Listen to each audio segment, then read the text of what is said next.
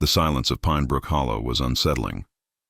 Tucked away miles from the nearest town, the decaying mansion stood like a forgotten monument, draped in vines and shadows. Its broken windows whispered stories of those who had once lived there, and those who had never left. By the time the rusted gate creaked open, the air had already changed. The wind held its breath as the tires of the black SUV rolled onto the gravel. Inside the vehicle were 3 film students: Ava, the practical one; Mason, the thrill-seeker with a love for urban legends; and Lila, the quiet one who always saw more than she said. They weren't here by accident. Pinebrook Hollow was the subject of their final project, documenting real-life haunted locations, and this place had a legend all its own. They parked near the overgrown path leading to the front door. Mason jumped out first, his camera already rolling. Ava followed, scanning the area with a cautious eye. Lila hesitated, looking up at the second floor where she thought she saw movement behind a cracked curtain. She blinked. Nothing. The door groaned open with a reluctant sigh. Dust spiraled in the air like spirits waking from slumber. Every step they took echoed through the hollow halls. The air was thick, carrying a scent that was both ancient and wrong. They split up, each drawn to a different part of the house, as if something had already started guiding them. Mason went for the basement, ignoring the moldy smell and the sharp drop in temperature. He whispered into his camera about the legend, that a woman named Eleanor had once lived here, abandoned by her lover on their wedding night. Her madness had consumed the house, and according to rumors, she still wandered the halls in her torn gown, searching, weeping. Some claimed to hear her sobbing late into the night. Others claimed they never came back after hearing it. Meanwhile, Ava found herself in the master bedroom. The room looked untouched, despite the house's decay. On the wall was a massive mirror, clean, flawless, and completely out of place. She approached it slowly, compelled by something she couldn't explain. Her reflection stared back at her, but her face wasn't quite right. The eyes in the mirror looked older, hollow, almost pleading. She turned away quickly and left the room without looking back. Lila wandered into the attic. The wooden steps creaked under her weight, each one groaning like it remembered sorrow. She reached the top and stood still. The air was colder here. In the dim light, she saw old boxes, broken dolls, and a dress form covered with a wedding gown yellowed by time. Something told her not to touch it, but she did. As her fingers brushed the fabric, a loud bang echoed through the house, shaking the walls. The lights on their cameras flickered. Ava screamed from the second floor. Mason's camera cut to black, and Lila stood frozen, staring into the veil now hanging in her hands. The 3 regrouped in the foyer, their faces pale and eyes wide. Ava's hand was bleeding. She said the mirror cracked on its own.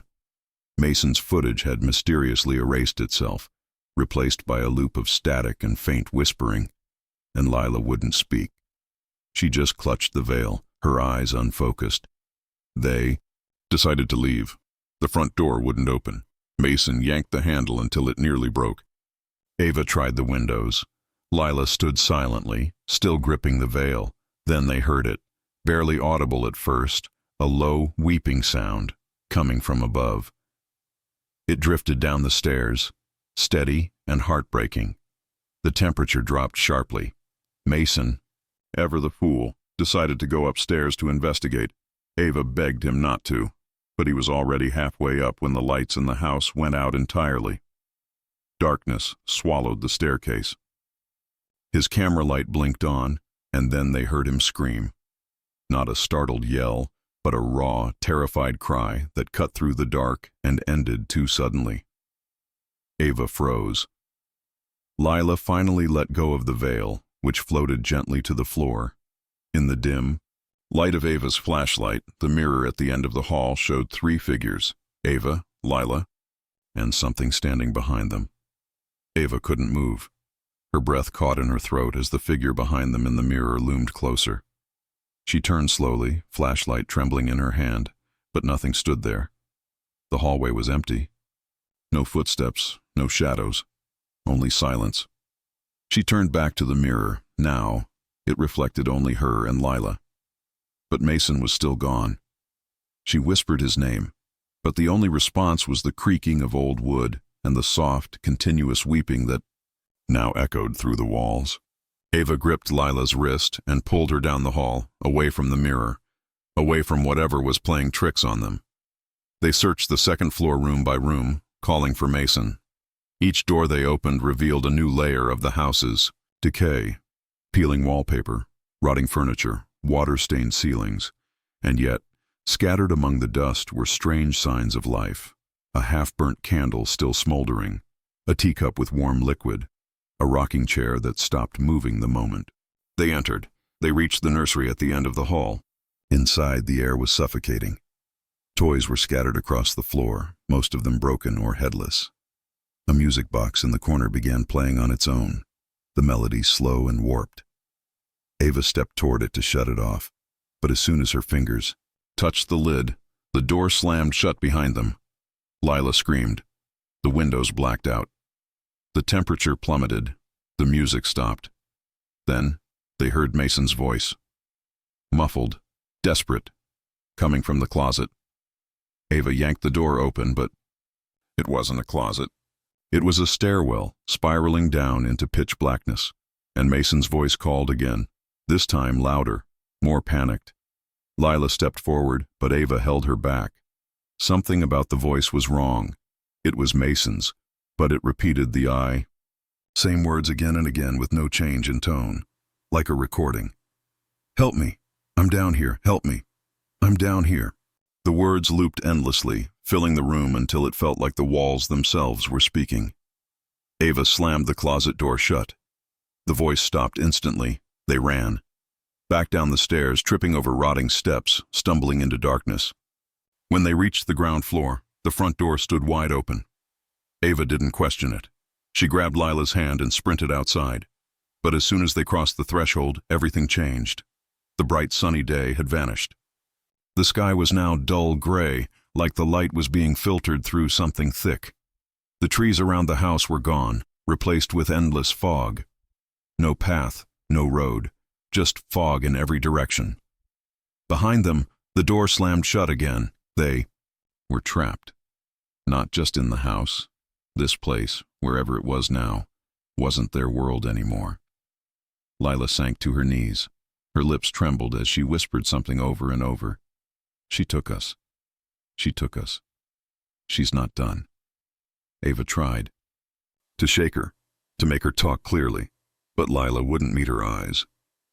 Her gaze was fixed on the veil still lying just inside the doorway. It hadn't been left behind. It had followed them. They turned back to the house, helpless. The windows now glowed faintly with flickering candlelight. A soft humming drifted out into the air. A woman's voice, sad, hollow, familiar. Ava grabbed a piece of broken pipe from the garden. She wasn't going back inside without a fight.